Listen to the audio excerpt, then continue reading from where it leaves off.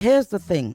There's a conflation between Israel, the Judaism, the religion, Jewish, the people, and Zionists or Zionism.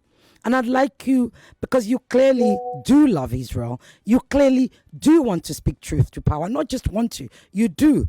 I can imagine Netanyahu sitting in front of you right now. As I said to somebody when I was in Israel, if Golda Meir was alive, she would have thrown a chicken soup over his head and said, what the heck are you doing? You know, so and that's what I hear from you. So talk to us about that conflation where you can love Israel but resent what Israel is doing. Okay, thank you very much, and thanks for quoting from my article. I think it was titled "The Butchery in Gaza," which I wrote a few weeks back. Yes, and I really appreciate that.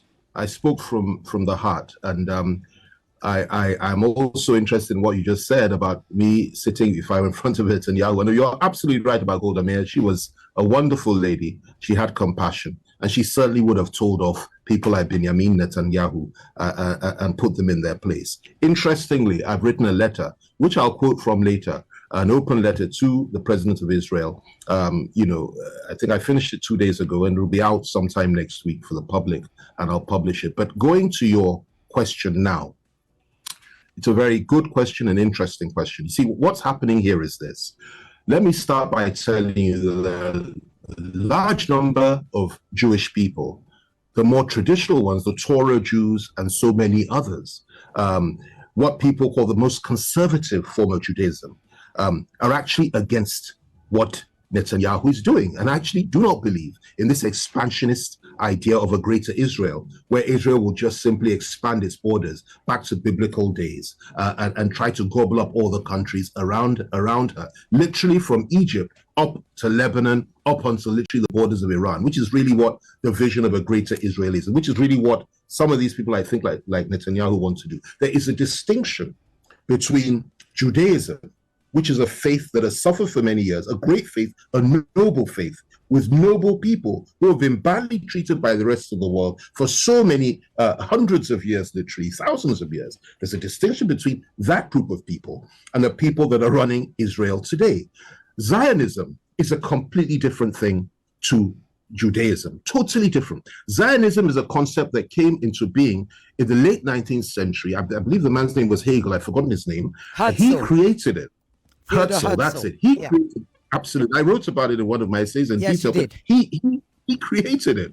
He established it, and he's the one that enunciated it. And what does it mean? Essentially, what Zionism means is this: that as far as they're concerned, the Jewish people are the master race, God's chosen people. Number one. Number two, they're entitled to have not just what they have today as Israel, but literally all the countries around it, to establish what was once the kingdom of Israel under King David, under all the great kings of Israel, and even more than that. Okay, they also believe that they must use politics to enhance the philosophy and the belief of apartheid, the system of apartheid. That is to say, every single non-Jew, every single non-Israeli, every single person that is an Arab, that is a black person, that is not part of them, is not really fit to be treated in a humane and decent manner, and actually are somehow subhuman. Now, you would say to me, well, these people essentially are from that place. Well, listen, let me put this to you, that 2,000 years ago, they were there. The Jews were there. There's no doubt about that. Now, for some reason, they were scattered all over the earth. They went away for 2,000 years. Other people were living in that area for that 2,000 years. Palestine came into being.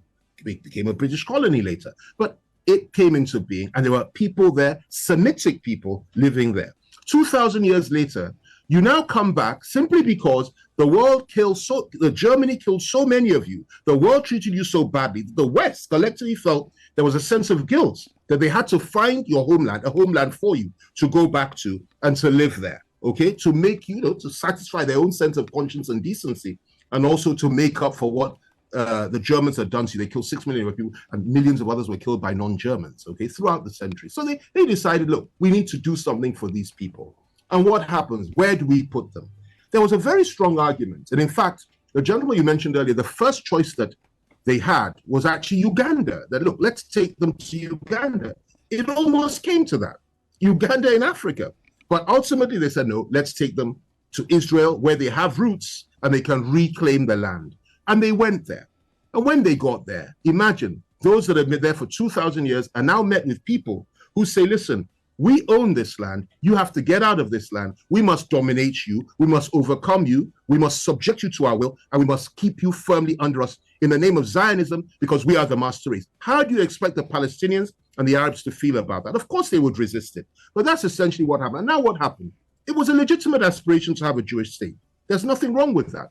As long as they're prepared to live in peace with those who are already there, and we're prepared to tolerate and accept everybody else, just as we expect the Arabs to tolerate them too. But what happens? Zionism would manifested itself in the hearts and minds of those that join parties like the Likud Party in Israel, and also the right-wing, extreme right-wing Zionists. And they said, listen, we must take this land.